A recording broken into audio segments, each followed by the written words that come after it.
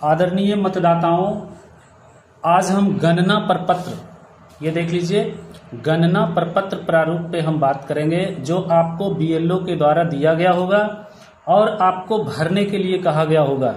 पर आपको ये लगता होगा कि हम इसको भरें कैसे, तो आपके लिए ये बहुत बड़ा चुनौती का कार्य होगा, लेकिन कुछ नहीं है, हम आपके चुनौती को दूर कर देते हैं। आइए देखिए, जब ये आपका इस तरह का मिला होगा तो इसमें से आपको पहले लिखा हुआ होगा इपिक नंबर। बारी बारी से हम इस पर चर्चा करेंगे। हमको लगता है कि ये वीडियो बिना स्किप किए अगर आप सुन लेते हैं तो आप किसी को बता भी सकते हैं और अपने भी बहुत अच्छे ढंग से कर सकते हैं। आपको कहीं कोई दिक्कत नहीं होगी, किसी प्रकार का कंफ्यूजन नहीं रहेगा कि क्या हमको करना है और कैसे करना है। और इसको जानना बहुत जरूरी है, क्योंकि इस बार चुनाव आयोग के द्वारा ये लाया गया है, मतदाता का सत्यापन किया जाना है, सभी मतदाताओं का सत्यापन किया जाना है। तो आज जो है हम इस पर चर्चा करते हैं। तो आइए देखिए, ये है एक इपिक नंबर। यहाँ आपका इपिक नंबर दिया हुआ होगा, ठीक है। यहाँ आपका इपिक नंबर जो है दिया हुआ होगा, जो वोटर कार्ड में है आपका इपिक नंबर, तो वो इपिक नंबर आपको देख लेना है। उसके बाद निर्वाचक का नाम, आपका यहाँ नाम होगा, यहाँ पे आपका नाम होगा, वो उसको भी पढ़ लेना है। पता यहाँ पर दिया होगा, जहाँ के आप निवासी हैं यहाँ पे आपका पता दिया हुआ होगा। जमुई ये दिया हुआ, ये जमुई के कोई वोटर होंगे। और यहाँ पे ये जो है, ये इस तरह से जमुई बिहार का दिया हुआ है। यहाँ पे आपका राज्य बिहार लोकसभा, आपका जिस लोकसभा में होंगे वो लोकसभा का यहाँ पे नंबर रहेगा। ये जमुई का है तो जमुई का यहाँ पे दिया हुआ है। अब देखिए यहाँ पे क्या है, क्रमांक आपका दिया हुआ रहेगा। क्या दिया हुआ रहेगा? क्रमांक, मतलब मतदाता सूची में जितना क्रमांक में आपका जो है नाम है वो क्रमांक आपका यहाँ दिया हुआ है। भाग संख्या यहाँ दिया हुआ रहेगा, मतलब क्या, मतदान केंद्र संख्या, जो आपका जहाँ पे आप मतदान करते हैं यानी कि वोट देते हैं वो संख्या यहाँ पे दिया हुआ रहेगा। यहाँ पे रहेगा जो है वो जहाँ पे आप देने जाते हैं वोट, वो जगह का क्या नाम है, तो मध्य विद्यालय कौन सा जगह है वो जगह यहाँ पर दिया हुआ रहेगा। जो गांव है आपका या शहर है तो वो चीज यहाँ पे दिया हुआ रहेगा। इतना चीज आप जब कंफर्म हो जाते हैं कि ये आपका ही है तो इसके आगे अब बढ़ना है आपको। इसके आगे क्या बढ़ना है तो देखना है, यहाँ एक फोटो आपका रहेगा। अगर आपका फोटो नहीं रहेगा तो चिंता करने की कोई बात नहीं है, और दोनों जगह आपको एक एक फोटो लगा देना है आप अपना, ठीक है। इस तरह का 2 प्रति आपको मिलेगा, एक दोनों प्रति में आपको फोटो चिपकाना है। अगर आपका यहाँ फोटो लगा हुआ है फिर भी आपको यहाँ फोटो क्या करना है, लगाना है, आपको यहाँ फोटो लगानी है, ठीक है। अब यहाँ पर आप अगर फोटो लगा देते हैं, फोटो यहाँ पे लगा दिए, तो उसके बाद हम आगे बढ़ते हैं। ये क्यूआर कोड है, ये आपके लिए नहीं है, ये बीएलओ महोदय के लिए है, ये उस पर काम करेंगे। आपको जो बीएलओ ये जो दिए हैं इसको आपको बढ़िया से देख लेना है। आपको बोले होंगे कि इसको भर करके रखिएगा, हम जो है 2 दिन बाद या 3 दिन बाद फिर हम आपसे आकर के इसको लेंगे। तो आपको भरना इसकी जिम्मेदारी है, आप कैसे भरिएगा गलत ना हो, इसके लिए आपको क्या करना है। देखिए यहाँ पे जन्म तिथि है, आधार नंबर है, मोबाइल नंबर है। तो आपको लगता होगा कि ये सारा चीज भरना जरूरी है, तो जी हाँ, आप समझ लीजिए, पहले आप इसको समझिए कि हाँ आपको करना क्या है। जन्म तिथि है तो आपका जो जन्म तिथि है वो यहाँ लिख दीजिएगा। आधार नंबर अगर आपके पास है, आधार बना हुआ है तो आधार नंबर लिख दीजिएगा। मोबाइल नंबर आपके पास है तो वो लिख दीजिएगा। इतना तो सबके पास रहता है। अब है आपके जो पिता हैं उनका नाम लिख दीजिएगा, या कानूनी अभिभावक हैं तो उनका नाम लिख दीजिएगा। उनका यदि कार्ड है, वोटर कार्ड है, तो उनका इपिक नंबर लिख दीजिएगा। इपिक नंबर से कहने का मतलब है कि वोटर कार्ड में एक नंबर होता है, वो इसमें लिख दीजिएगा, ठीक है। वो नंबर शुरू होता है आपका ZCA से, बहुत जगह ZCA से शुरू होता है, तो वो इपिक नंबर आप यहाँ पे लिख दीजिएगा। इपिक नंबर लिखने के बाद यहाँ पे देखिए, आइए अब आता है माता का नाम, है ना। तो आप अपने माता का नाम भी लिख दीजिएगा, माता का नाम लिख दीजिएगा। उनका भी इपिक नंबर यदि उपलब्ध है तो डालिएगा, अगर उपलब्ध नहीं है तो नहीं डालिएगा, तो यहाँ पे डाल दीजिएगा। अगर आपका शादी हो चुका है, आपके जीवन साथी हैं तो जीवन साथी का नाम डालना है। अगर शादी नहीं हुआ है तो कोई बात नहीं, ये खाली रह जाएगा आपका। इसके बाद है देखिए घोषणा। इसके बाद क्या है, घोषणा। यहीं से चालू होती है अब आपकी आगे की प्रक्रिया। बिना स्किप किए आप इसको अच्छी तरह से देखिए, एकदम बिल्कुल अच्छी तरह से समझ में आ जाएगा, कहीं कोई कंफ्यूजन नहीं रहेगा। यहाँ पर देखिए, मैं अपने सर्वोत्तम ज्ञान और विश्वास से घोषणा करता हूं कि, तो आपके ज्ञान से, आप अपने सर्वोत्तम ज्ञान से ये घोषणा कर रहे हैं, है ना।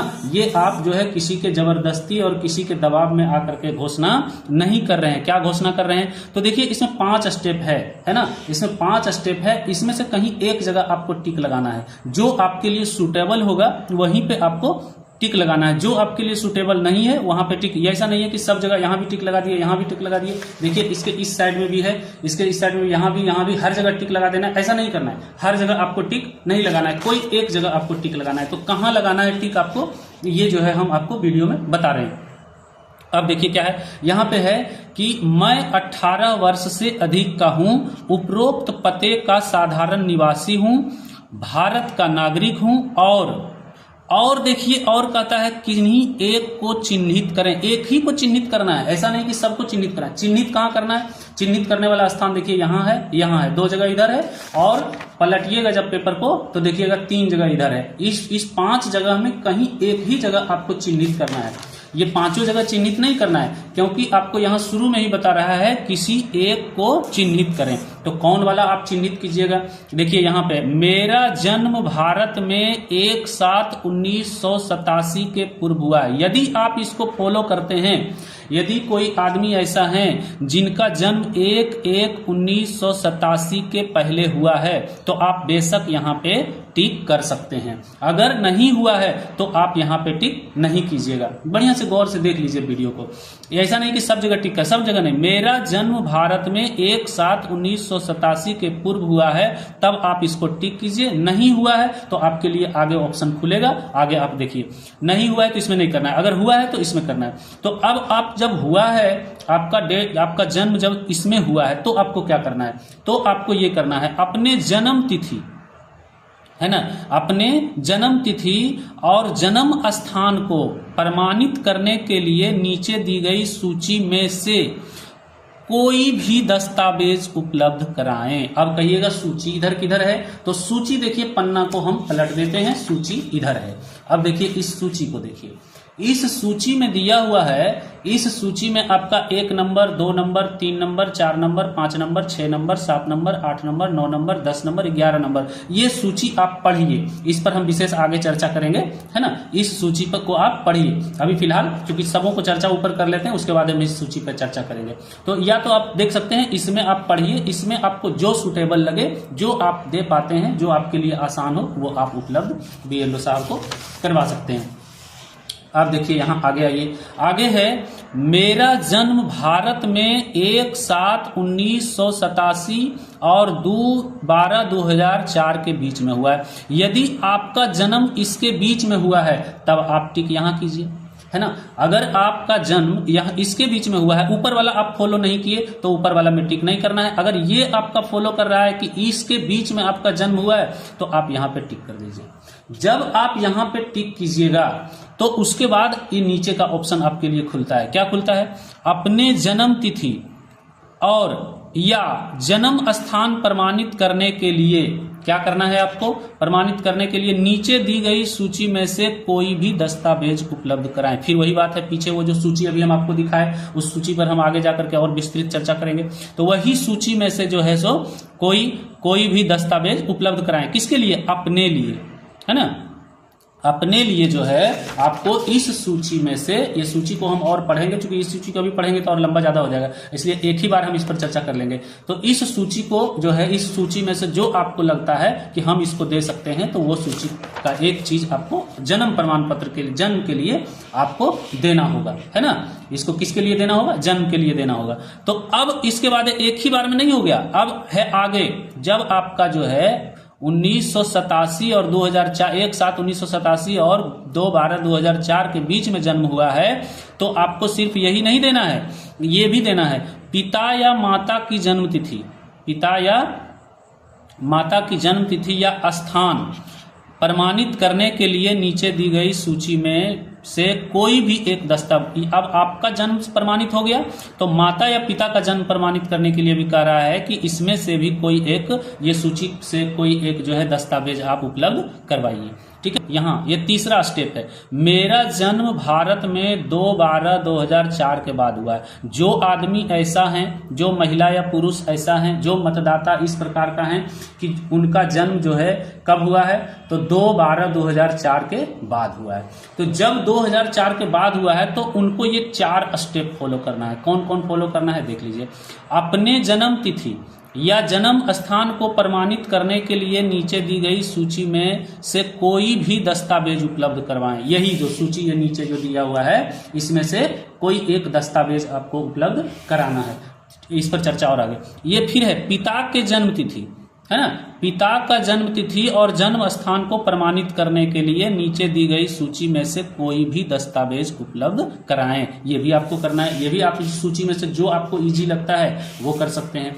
माता की जन्म तिथि और जन्म स्थान को प्रमाणित करने के लिए नीचे दी गई सूची में से कोई दस्तावेज उपलब्ध कराएं। ये भी आप कर सकते हैं।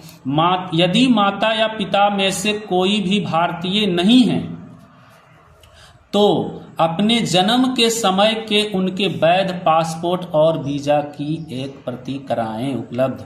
यानी कि यदि वो भारतीय नहीं है, विदेश के हैं, तो जो है उनका पासपोर्ट और वीजा, ये दोनों में से पासपोर्ट और वीजा दोनों का बोलता है, पासपोर्ट और वीजा दोनों का प्रति उपलब्ध कराना यदि माता पिता में से कोई भारतीय नहीं है। जैसे बहुत से ऐसे लोग हैं जो जिनके पुत्र यहाँ रह रहे हैं, विदेश में पैदा हुए, विदेश में उनके माता पिता रहते हैं, लेकिन पुत्र यहाँ भारत में रह रहा है, तो वैसी स्थिति में आपको ये पालन करना होगा।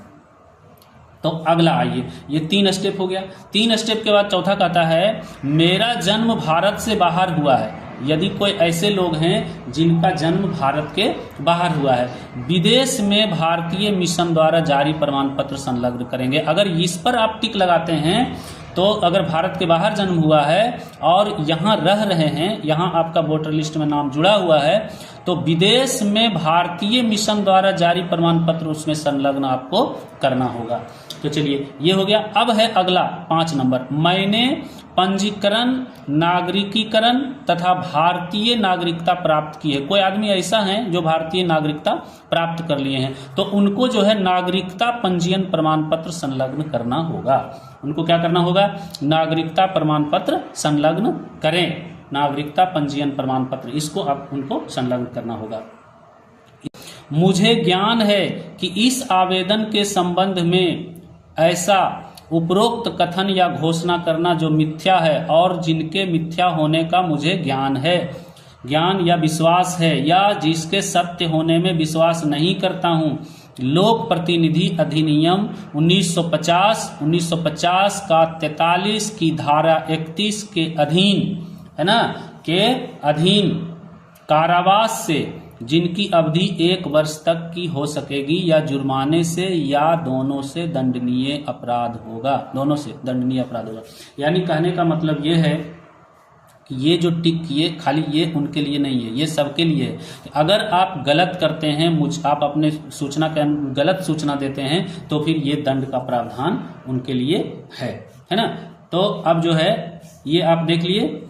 अब इसके नीचे आइए, यहाँ पे आप दिनांक भर दीजिएगा, यानी डेट भर दीजिएगा, यहाँ जो है स्थान भर दीजिएगा, और यहाँ जो हस्ताक्षर करते हैं वो हस्ताक्षर कर देंगे, जो हस्ताक्षर नहीं करते हैं वो बाएं अंगूठे का निशान लगाएंगे। किसी भी दाहिना का अंगूठा का नहीं लगाना है या किसी दूसरे अंगुली का नहीं लगाना है। ये देखिए, घोषणा के समर्थन में प्रस्तुत किए जाने वाले दस्तावेजों की सांकेतिक, संपूर्ण नहीं, ये कहता है सूची, सांकेतिक सूची यदि ऊपर उल्लिखित हों तो स्वयं पिता और माता के लिए अलग अलग 100 अभिप्रमाणित दस्तावेज प्रस्तुत किए जाने हैं, सिवाय जहां अहर्ता तिथि 1/1/2003 के आधार पर बिहार के निर्वाचक नामावली में उद्धरण उपयोग किया गया हो, को अपने आप में पर्याप्त दस्तावेज माना जाएगा। ये देखिए, ये कहता है कि 2003 के निर्वाचक नामावली में जिनका नाम है और वो वोटर लिस्ट अगर आपको उपलब्ध है तो वो बहुत महत्वपूर्ण दस्तावेज है, वो सभी दस्तावेजों से अव्वल है और पर्याप्त है। ठीक है, 2003 के वोटर लिस्ट में आप देख लीजिएगा, किन्हीं के माता पिता का नाम अगर उसमें है तो वो महत्वपूर्ण दस्तावेज है, आप उसको भी दे सकते हैं भारत का नागरिकता प्रमाणित करने के लिए। अब देखिए, है बार बार उधर सूची का आ रहा था बात, सूची कौन कौन है, सूची देख लीजिए एक बार। सूची है कि केंद्रीय या राज्य या PSU के नियमित कर्मचारी या पेंशन भोगी को निर्गत कोई पहचान पत्र या पेंशन भुगतान आदेश पीपीओ, ये आप देख लीजिए, केंद्र से हो या राज्य से हो या पीएसयू के नियमित कर्मचारी पेंशन भोगी को निर्गत है ना, ये कोई पहचान पत्र देना है। पेंशन जो लेते हैं वो पेंशन का दस्तावेज उनको जो है प्रस्तुत करना होगा। ठीक है, 1 नंबर। 2 नंबर में है सरकार या स्थानीय प्राधिकरण, बैंक, डाकघर, एलआईसी, पीएसयू द्वारा भारत में 1/7/1987 से पूर्व निर्गत किया गया कोई भी पहचान पत्र या प्रमाण पत्र या दस्तावेज, है ना सर। ये देख लीजिए, इतना चीज पढ़ लीजिएगा। इसके द्वारा 1/7/1987 से पूर्व, है ना, 1/7, इस डेट को ध्यान दीजिए, 1/7/1987 से पूर्व निर्गत किया गया कोई भी पहचान पत्र या दस्तावेज इसके लिए चलेगा।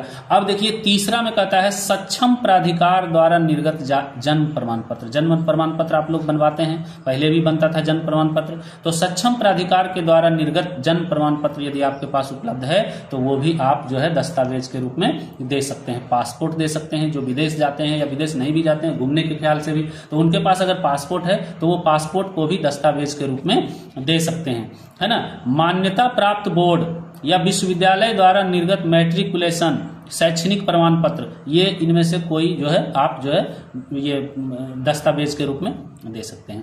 इसके बाद है सक्षम राज्य प्राधिकार द्वारा निर्गत अस्थायी निवास प्रमाण पत्र। देखिए अगर नहीं कोई डॉक्यूमेंट्स मिल रहा है तो ये बड़ा आसानी से मिल जाता है। निवास प्रमाण पत्र सब लोग बनाते हैं, आवासीय प्रमाण पत्र जिसको बोलते हैं, तो इसको भी आप दस्तावेज के रूप में प्रस्तुत कर सकते हैं। वन अधिकार प्रमाण पत्र, यदि आपके पास वन अधिकार प्रमाण पत्र है तो आप इसको भी दे सकते हैं।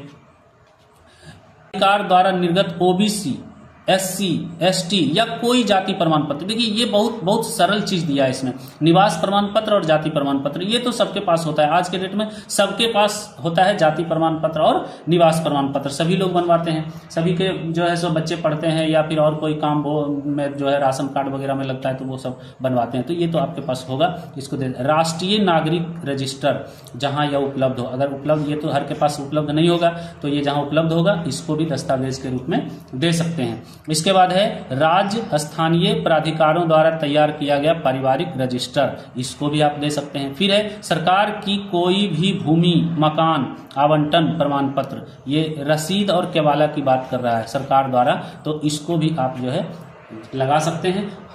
मुझे उम्मीद है कि आप इस चीज को समझ गए होंगे। अब आपको भरने में कोई कठिनाई नहीं होगी। जो कठिनाई होगी तो आपको बीएलओ महोदय आपका घर जाएंगे, उनसे भी आप मदद ले सकते हैं।